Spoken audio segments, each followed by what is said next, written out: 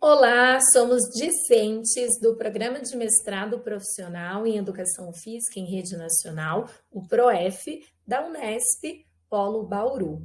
Nesta disciplina, Metodologia do Ensino da Educação Física, estaremos apresentando algumas reflexões a partir das seguintes temáticas: a pesquisa sociocrítica sobre o ensino de educação física e a formação de professores e o currículo e a didática na educação, buscando relacionar com nossa prática pedagógica. Olá, eu sou a professora Aline Maneta, sou graduada em Educação Física pela Universidade Metodista de Piracicaba. Eu ingressei no ano de 2003 e foi o último ano de licenciatura plena naquela universidade. Nesse momento, estou na Prefeitura de São Paulo e atuo no Ensino Fundamental 1 e 2, primeiro, segundo ano e oitavos e nonos. Olá, eu sou o professor Rafael Raposo, sou formado na Universidade Cruzeiro do Sul, Unixul, né, no ano de 2002, entrei em 1999 e a minha turma foi a última turma de licenciatura plena, né? A partir daí foi dividido em bacharelado e licenciatura. Atuo na Prefeitura de Santo André, com a educação infantil e o ensino fundamental ciclo 1. Eu sou a Daiane, me formei na Uniban em 2012 e foi naquele formato 3 anos de licenciatura e 1 ano bacharel. Eu atuo na rede estadual e na rede municipal de Guarulhos, com os anos iniciais e finais. Olá, sou a Fernanda, me formei também em Educação Física pela Estácio. O ano final da minha graduação foi em 2010 e atualmente atuo na rede municipal de Vargem Grande Paulista com Educação Infantil e Ensino Fundamental 1.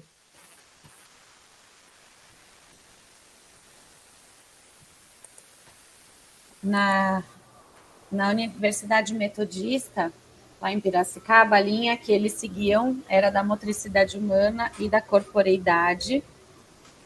Nós tivemos as matérias mais voltadas ao conteúdo específico, principalmente do Quarteto Fantástico, então mais semestres voltados ao vôlei, ao handebol, ao futebol e ao basquete. Tivemos algumas outras modalidades também, como ginástica, lutas, esportes de raquete, esporte adaptado, aproximadamente um semestre para cada um. Não tivemos a perspectiva cultural em nenhuma delas. A aproximação com as teorias críticas foi na disciplina que estudava mais as teorias da educação física, então não teve nada específico, e a disciplina de didática, na maior parte do tempo, ela propunha que nós apresentássemos aulas de educação física para nós mesmos e depois a gente discutia. Então, não houve assim uma grande preocupação em todos os momentos com a maneira com que nós fôssemos ensinar. Isso mudou muito dependendo do docente de cada disciplina. Teve docente que dava muito voltado ao rendimento, até por ser uma licenciatura plena, tinha esse viés aí esportivista, então dependia muito também da área que o professor da disciplina preferia seguir.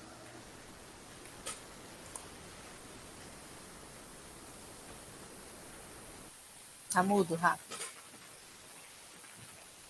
Na minha formação, creio que a faculdade se encontrava naquela transição, né, entre uma perspectiva mais esportivista, né, mais esportivizada da educação física e uma teoria mais renovadora da área, né? E por conta, a gente já teve bastante acesso a diversos autores, né, que a gente utiliza bastante hoje em dia, como Libânio, Saviani, né, o Mauro Betti, né, entre outros, né, utilizava muita com relação, a gente trabalhava muito em cima da obra, né, do coletivo de autores, né, então já tinha essa visão mais crítica, né, da educação física, mas ainda estava naquele processo do que a gente não ensinar e o que a gente ensinar realmente nas aulas de educação física. E por isso eu acho que faltou um pouco de link, né, entre a teoria e a prática na educação física. E mesmo nas aulas, né, de didática, acabou a gente acabou não tendo muito o como atuar, né, realmente no chão de quadra, trabalhando nessa perspectiva mais crítica, mais emancipadora aí da educação física, né, e da educação no geral. Eu também tive as disciplinas, né, dos esportes. O curso era anual, não era semestral, então um momento mais longo aí, então voleibol, atletismo, dança, lutas, basquete, todos eles, só que muito voltados aos educativos, aos fundamentos, sem trazer essa reflexão sobre os temas que a gente vê que é tão importante discutir hoje em dia. Então era muito assim, de como ensinar essas disciplinas, né? Tive didática, metodologia e prática de ensino, também nessa forma de como montar uma aula, como aplicar uma aula, sem muita preocupação em problematizar nada. Bom, o meu período da graduação, ele foi marcado aí por algumas experiências positivas. Nós tivemos aí uma forte relação entre teoria e prática presente nas diferentes disciplinas do currículo, assim como nas respectivas estratégias didático-pedagógicas dos meus antigos professores. Me lembro que muitos deles possuíam essa linha mais crítica de fazer com que nos tornássemos mesmos professores críticos, reflexivos. Então, foram sempre propostas, muitas discussões, leituras de textos, debates, seminários, vinculados aí ao universo da docência, que, de certa forma, promoveram, sim, aprendizagens significativas, nas quais me oportunizaram compreender e relacionar criticamente os aspectos conceituais presentes nas principais concepções de educação física, assim como relacionar a articulação entre o ensinar a fazer e o ensinar sobre o fazer. Lendo os textos, eu percebo hoje que nós tivemos... Quando a gente pensa, né, nessa preocupação com a diversidade e com a pluralidade, já foi algo assim que não tivemos tanto, que eu vejo como uma falha, uma quebra aí nesta formação que eu tive.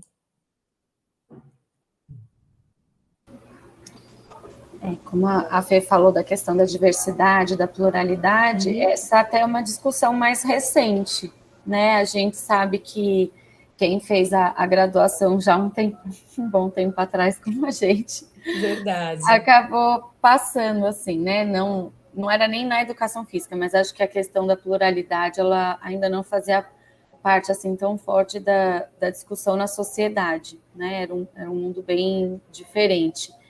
E hoje, se a gente for pensar na realidade das escolas, eu acho que sim, a gente está num momento muito forte de transição, né, do que não podemos mais ser, mas ainda não sabemos exatamente onde queremos chegar, né? Como vocês citaram os autores aí, acho que esse mestrado profissional tem sido essencial nessa reflexão. Meu primeiro contato forte assim com a perspectiva cultural foi quando ingressei na Secretaria de Educação de São Paulo, que nós tivemos uma primeira formação com o Neira e o Nunes, trazendo essa perspectiva cultural, e aí tivemos acesso ao currículo da cidade, aos documentos oficiais que vão na linha das teorias críticas. Não que isso aconteça no dia a dia, a gente sabe que existe aí uma grande diferença entre o documento oficial e o que acontece dentro da sala de aula. Então, pensando nessa diversidade, nessa pluralidade, a gente ainda vê, principalmente em relação às leis que garantem o ensino das culturas afro-brasileiras, africanas e indígenas, essa defasagem, né? Então, ainda tem, sim, aqueles conteúdos tradicionais, e aí a gente já estudou, assim, tantas coisas que podem justificar, né, essa falta de conhecimento, ou a pessoa simplesmente não querer sair do que é mais confortável para ela, ou a formação esportivista. Então, assim, dentro da realidade escolar, a gente até tem, dentro da prefeitura, né, a gente fala de teorias críticas e a gente tem uma competição esportiva pela própria Secretaria de Educação. e a gente não consegue lidar muito bem ainda e refletir. Não que não possa ter essa competição, mas a gente precisaria tematizar, refletir sobre ela e não ficar na competição pela competição, né? Então, acho que a gente ainda está bem nesse ato mesmo que a gente tanto fala, né? Para onde a gente está indo? E vejo até nos nossos momentos de formação, a Prefeitura de São Paulo propôs agora uma formação para a rede toda de reflexão, mas a gente vê que a adesão é muito baixa, né? Os conteúdos talvez não sejam tão atrativos, o momento que é colocado, mas dentro dos nossos HTPCs, PEAs, eu acho que foge muito essa discussão, né, de pluralidade, diversidade na maioria das escolas, acaba ficando mesmo no desabafo dos professores e na discussão aí das coisas mais imediatas, né, da resolução de problemas do dia a dia. Então, aqui na rede de Santo André, né, eu vejo mais ou menos essa mesma situação que você falou, né, Aline, com relação ao currículo da cidade. Né? O currículo da cidade seria numa perspectiva aí sócio-histórico-cultural. Né? E quando a gente vai, né, a gente entra aí na parte específica de educação física, né, como acaba sendo uma rede relativamente grande, a gente vê diversos tipos de atuações também de profissionais na área, né? E muitas vezes como se diz, essa proposta pedagógica do currículo em si acaba não sendo efetivamente aplicada, né? A gente vê muitas propostas também voltadas para a questão do esporte, né? Do fazer por fazer, né? Como a educação física num fim em si mesma, né? E deixando de lado essa questão da abordagem mais cultural, mais crítica, mais reflexiva da educação física. Aqui a gente tem uma formação de professores toda segunda-feira, que vejo como um ponto positivo, né, para a nossa área aqui, acaba auxiliando os professores, principalmente os professores que estão entrando na rede, porque acaba tendo aquela troca de saberes ali, mas acho que essa mesma formação a gente critica bastante, porque precisava de uma qualificação melhor nessa formação, acho que qualificar melhor esse momento, né? E é uma coisa que a gente está lutando aqui na cidade com relação a isso, para ter essa qualificação da formação, para melhorar a nossa atuação com relação aos alunos e acabar trazendo mais professores, né, que sigam nessa mesma linha que a gente. Né? E com relação a essa atuação, né, eu acho que eu comecei a trabalhar na educação em 2018, então acho que faz pouco tempo. Então, retomar todos esses estudos que eu tinha visto na faculdade foi de extrema importância. E justamente o PROEF acaba auxiliando nisso, né? Porque acaba sendo uma forma de você estudar esses autores e estar ali na prática mesmo, atuando com os alunos, né? Que eu acho que a importância de você ter a pesquisa, né? E a atuação profissional, né? Então, esse tipo de curso eu acho que facilita muito e eu acho bem importante para a nossa área para a gente conseguir modificar a estrutura atual da educação física, né? Então, aqui no estado, a nossa formação ela está sendo muito maçante, né? Eles mudaram o formato há uns 2 anos e aumentou o número de aulas, né, do APPC, mas tudo através de vídeo. Então você senta na frente do computador, assiste um vídeo de determinado assunto, que reforça muito o currículo, que é baseado que tem como base a BNCC, e todo mundo faz meio que uma obrigação, né? E o espaço para a escola, para discutir as questões da escola, é bem reduzido. Então parece que é intencional, né? Você dividir o grupo para não ter articulação nenhuma. Em relação aos alunos, eu percebo assim muita desmotivação, né? Ainda mais na volta, né? 100% presencial. E a aula de educação física ainda é um alívio para eles, aquele momento que vai fazer algo verdadeiramente prático, né? Diferente. Pouco espaço para o protagonismo. Então, alunos muito críticos, eles acabam sendo taxados de indisciplinados e não vejo muita argumentação por parte de alguns professores para entender o que aquele aluno quer saber, o que quer dizer, né? Então ele é taxado como o chato, vamos dizer assim, né? O Grêmio, que seria uma ferramenta muito importante, né, para esses alunos terem voz e vez, né? Ele acontece só no papel, poucas ações, assim, só aquelas ações montadas para tirar uma foto e mandar para quem tem que mandar. O currículo sem flexibilidade, muito amplo, muitas habilidades e competências para dar conta em pouco tempo e para atender as avaliações externas, né, que acontecem bimestralmente. E aí os alunos têm os seus questionamentos em relação às notas, à avaliação, então por muitas vezes causa desmotivação neles, desinteresse, e há um distanciamento do aluno com o processo de avaliação. Então alguns não dão bola, assim, né, não se importam, e outros, quando vem o resultado, se desmotivam ainda mais, né? E lá no texto 1, um dos estudos citam a importância de você fazer uma avaliação democrática, né? Onde esse aluno ele participe do processo, e aí ele cita lá até a autoavaliação, que é uma coisa complexa, mas que a gente precisa começar a pensar como trazer esse aluno para o processo de avaliação, que consequentemente você vai estar trazendo ele para o processo de ensino-aprendizagem, entender essa mecânica, né? Bom, assim como vocês, né, a minha realidade aqui também no meu município não é diferente. Concordo também com a Aline quando ela disse que estamos entre o não mais e o ainda não.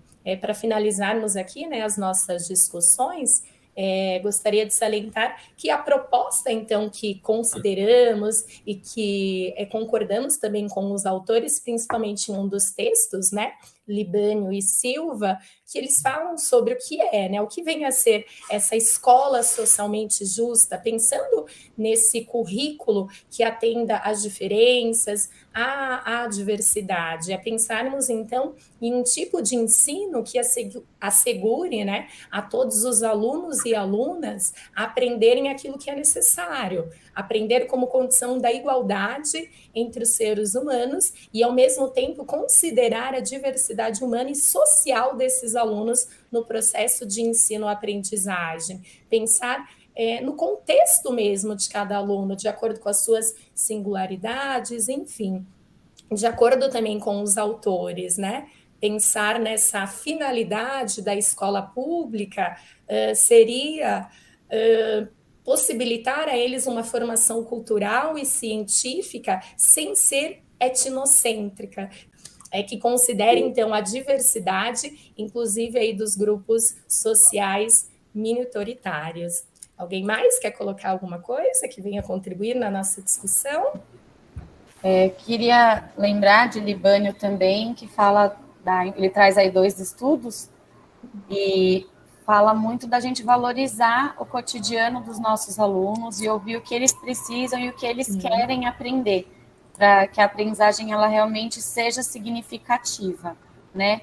E nessa discussão também que eles trazem que a gente precisa ir além do conteúdo da educação física, mas a gente precisa se aprofundar na parte pedagógica e trazer aí metodologias ativas que sejam interessantes para eles, mas que principalmente ensinem eles a pesquisar, a pensar, a construir o conhecimento com base naquilo que eles já têm.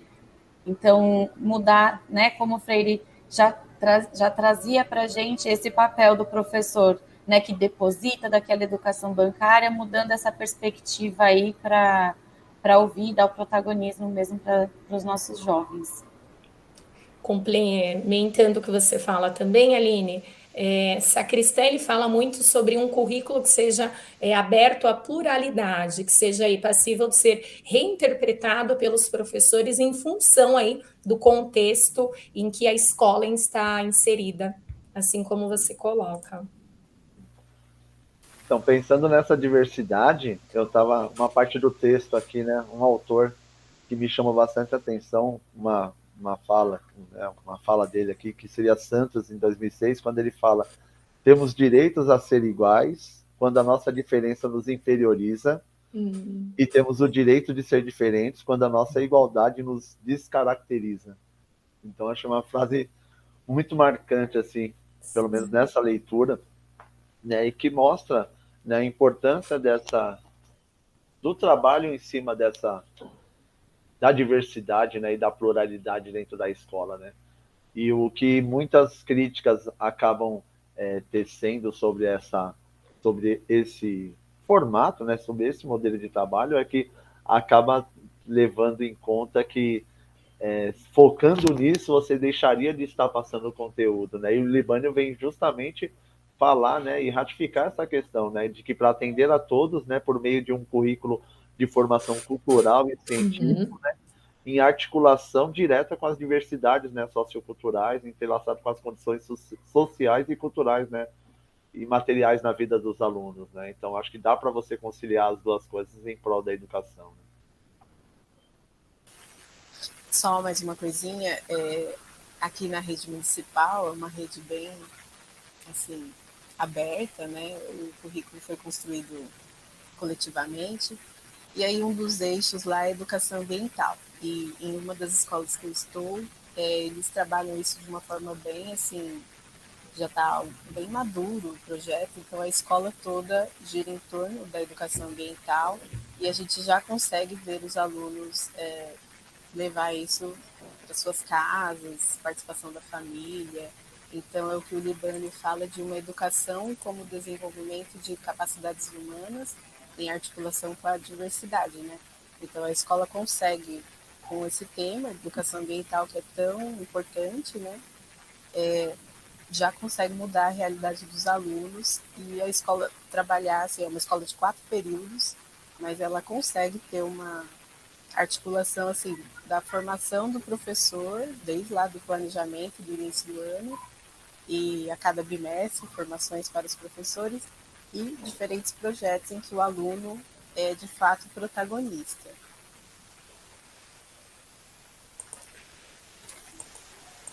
Inclusive, esse ano o PPP da escola foi reformulado e eles acrescentaram essa questão da educação ambiental, o que eles pretendem, aonde querem chegar, como que o aluno vai atuar, aluno e professores, toda a comunidade escolar dentro desse projeto.